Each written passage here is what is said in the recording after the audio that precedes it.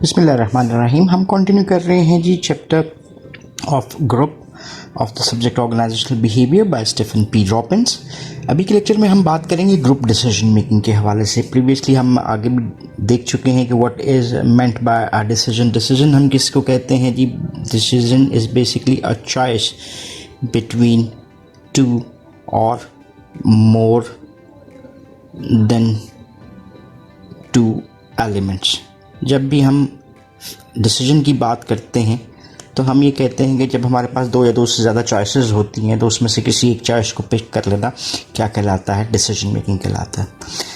हमारे पास जो इस वक्त फिनोमेना है that is of a group, और ग्रुप की decision making is comparatively different than the individual decision making. Individual decision making हम कहते हैं जहाँ पे एक individual is suppose to take certain decisions. Basically जो बिलीव हमें नज़र आता है जूरीज़ का, जूरी हम किसको कहते हैं जहाँ पे more than one person is collected. जैसे आपको लॉ के हवाले से जूरीज़ नज़र आती हैं। जो जूरीज़ के हवाले से बात हमारे सामने आती है कि दो हेड्स अगर काम कर रहे हैं तो वो बेटर हैं in the long run rather than basic component. अगर हम उस लीगल सिस्टम का देखें तो यूएस के हवाले से ये चीज़ हाईली एक्सेप्टेड है। अगर हम देखते हैं ऑर्गेनाइजेशनल कॉन्टेक्स्ट में तो बहुत सारी ऑर्गेनाइजेशंस आज आपको डिसीजन करते हुए नज़र आती हैं in shape of what? In shape of groups, teams और कमेटीज़। सो ये देखते हैं कि ग्रुप वर्सेस द इंडिविजुअल अगर हम डिसीजंस की बात करें तो वो एक दूसरे से किस तरह से डिफर करते हैं।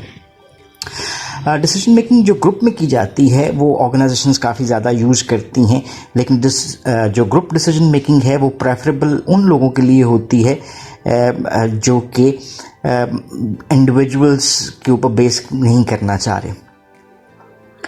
सो बेसिकली हमारे पास कुछ करेक्टरिस्टिक्स हैं जो नज़र आते हैं, उसको हम देख लेते हैं group versus the individual decision making के हवाले से। Let's see it in detail. The strengths of decision making हमारे सामने क्या आती हैं।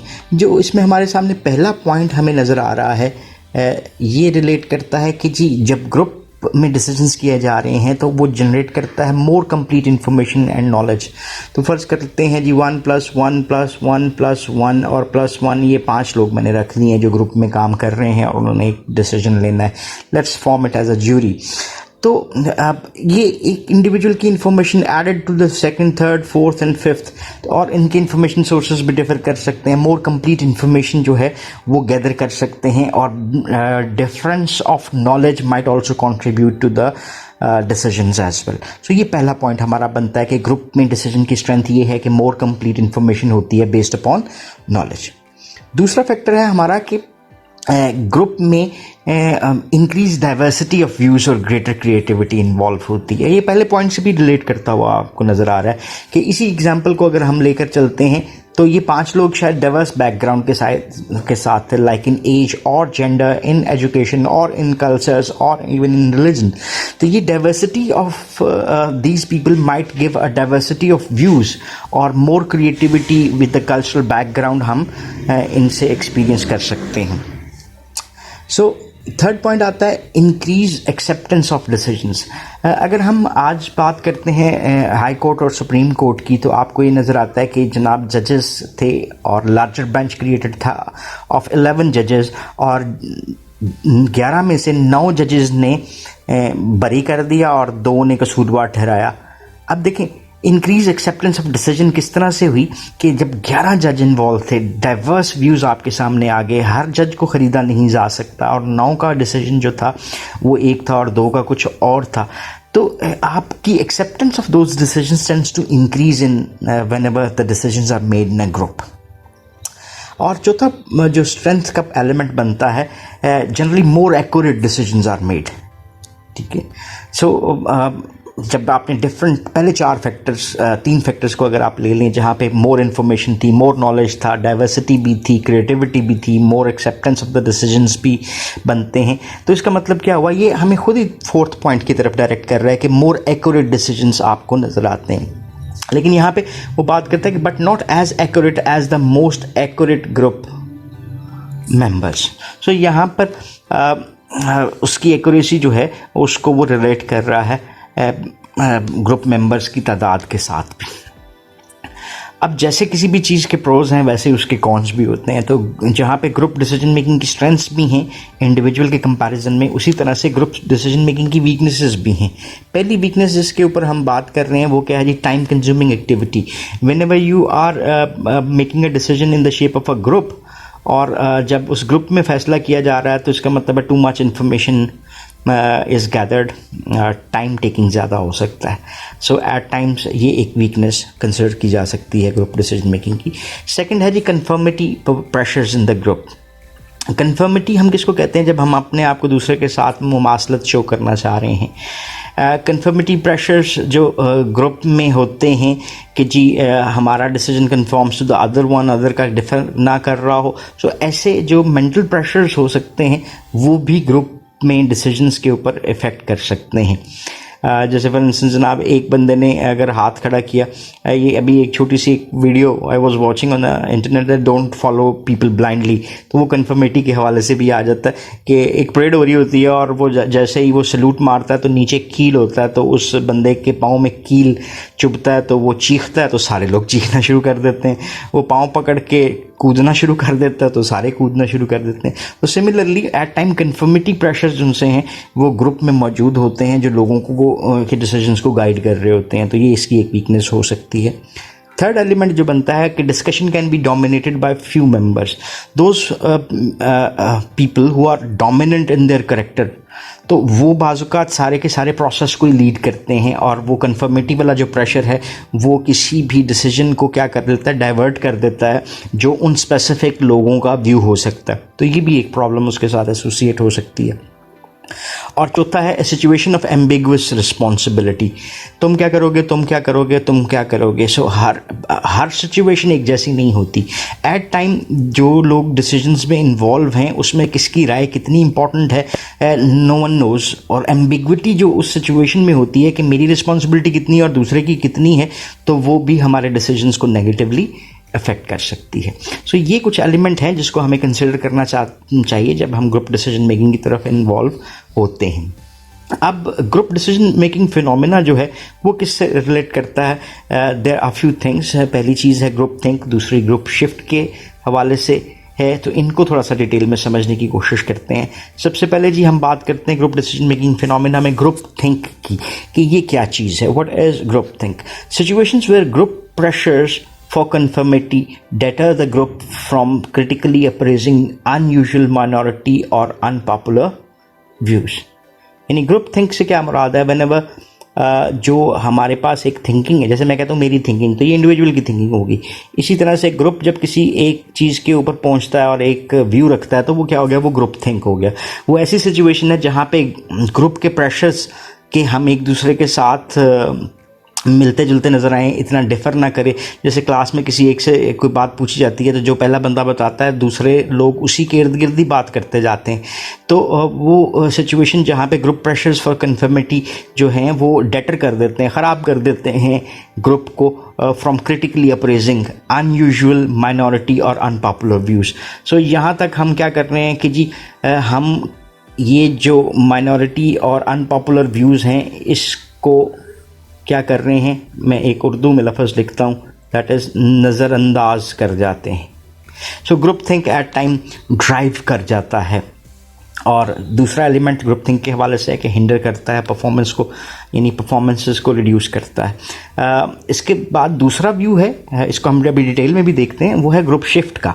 When discussing a given set of alternatives and arriving at a solution, group members tend to exaggerate the initial position that they hold and this causes a shift to more conservative or more risky behavior। Group shift क्या है? For instance हम इस जगह के ऊपर थे और group think से अब हम इस जगह के ऊपर आ गए हैं। सो क्या हुआ कि ये movement from this place to this place. So जब एक किसी फिनोमेना को डिस्कस किया जाता है, सेट ऑफ अल्टरनेटिव्स को देखा जाता है और एक सोल्यूशन पे जब हम पहुंचते हैं तो ग्रुप मेंबर्स जो हैं वो एट टाइम्स एग्जैजरेट करते हैं चीज़ों को, ठीक है, और इनिशियल पोजीशन जो आपने होल्ड की है उससे एग्जैजरेट करते जाते हैं। इसकी वजह से दूसरे लोगों का माइंडसेट क्या हो सकता है, वो चेंज हो सकता है। जैसे हमने माइंडसेट की बात की, groupthink. So this causes a shift to more conservative और more risky behaviour of the members. अभी इसको थोड़ा सा डिटेल में देखते हैं। ग्रुप थिंक क्या है, उसके सिम्टम्स क्या होते हैं और how we can minimize this groupthink. Group members rationalize any resistance to the assumptions they have made. पहली चीज़ क्या आ गई कि ग्रुप मेंबर्स क्या करते हैं, रैशनलाइज करते हैं किसी भी किस्म की रेजिस्टेंस को जो कि वो शो कर रहे होते हैं। सो इस हवाले से आप क्या नज़र आता है कि जब ग्रुप मेंबर रैशनलाइज करने की कोशिश कर रहे हैं, अगर कोई भी रेजिस्टेंस आती है, यानी उनसे अलग बात अगर ग्रुप में शो की जा रही है, तो वो उसको अलाइन करने की कोशिश कर रहे होते हैं जो कि वो अपनी अजम्पशंस रख रहे होते हैं। So group members at time जो है अपनी, जिसको कहते हैं ना, बात पे अड़े हुए, सो हर चीज़ को वो डाइवर्ट कर रहे हैं उसकी तरफ। दूसरा इसका सिम्टम हमारे सामने आता है कि मेंबर्स अप्लाई करते हैं direct pressure on those who express doubts about shared views or who question the alternative favored by the majority. Just एक एग्जांपल, चले हम क्लास की बात कर लेते हैं और मेरा जो व्यू है और आप में से कोई स्टूडेंट जो है वो कहता है कि सर ऐसे नहीं है बल्कि ऐसे होता है, तो मैं क्या करूँगा, मैं डायरेक्टली प्रेशर अप्लाई करता हूँ, देखो जी ये बात ऐसे नहीं, ऐसे है, ये फलाना रेफरेंस मौजूद है।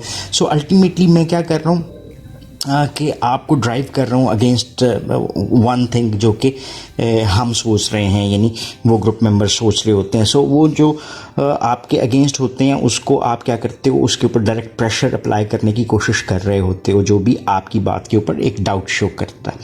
तीसरा एलिमेंट इसका हमारे पास जो बनता है वो है कि मेंबर्स हु हैव डाउट्स और differing points of view keep silent about मिसगिविंग्स।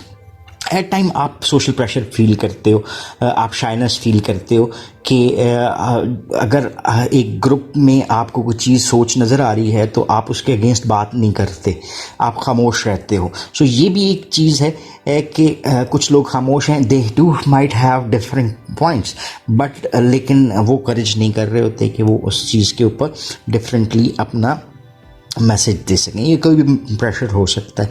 और चौथी चीज़ क्या है, they appear to be an illusion of unanimity. Unanimous हम किसको कहते हैं, जहाँ पे सब एक डिसीजन के साथ हैं।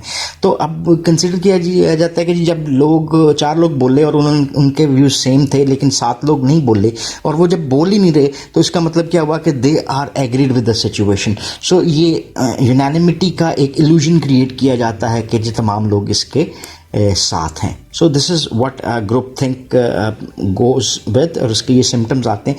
अब मिनिमाइज कैसे कर सकते हैं ग्रुप थिंक को? पहली चीज़ तो ये है कि आप क्या कर लें जी, रिड्यूस कर लें size of the group to 10 और less than 10।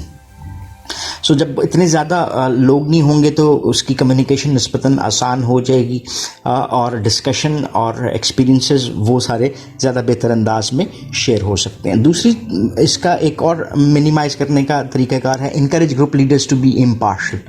So for instance अगर ये 2 ग्रुप लीडर्स हैं, ये 4 लोगों को और ये 4 लोगों को लीड कर रहे हैं, that is of a 10 people group, तो ये 2 लोग इम्पार्शियल रहें। Let views of these 4 come and then decide from the views of these 4 people. So impartial रहने की वजह से बायसनेस जो क्रिएट की जा रही है, ये जो पहले 2-3 पॉइंट हमने डिस्कस किए हैं सिम्टम्स के, वो उस तरह से सारे सिस्टम और प्रोसेस में ऐड नहीं होंगे। थर्ड है appoint devil's advocate. Devil's advocate का कॉन्सेप्ट बेसिकली ये करता है कि किसी एक इंडिविजुअल को डिफेंड करने की इजाज़त दी जाती है कि जो उसका व्यू है। सो उस व्यू को डिफेंड किया जा रहा है तो वहाँ पे कई और एस्पेक्ट्स जो हैं वो सामने आ सकते हैं। और चौथा तरीक़ाकार क्या है, use exercises on diversity.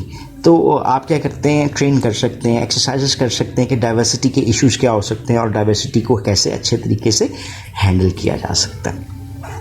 Then हमारे पास ये ग्रुप थिंक के डिफरेंट मेथड आगे कि हम किस अंदाज में इसको देख सकते हैं।